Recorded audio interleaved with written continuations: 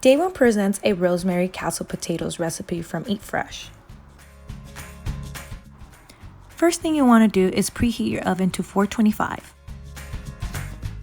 Then you want to cut your potatoes in half.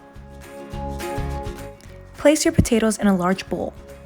Pour olive oil over the potatoes. Then you want to coat your potatoes with different spices. I sprinkled some salt and cayenne pepper. Make sure to mix your potatoes. Transfer the potatoes to a baking sheet in a single layer. Then you could sprinkle some fresh rosemary. This rosemary was harvested from our own community garden. Your potatoes should look like this before placing them in the oven. Bake for 35 to 45 minutes. Once the potatoes are brown on the outside and tender inside, you are ready to take them out. And that is how you make rosemary castle potatoes with just a few easy steps. Enjoy!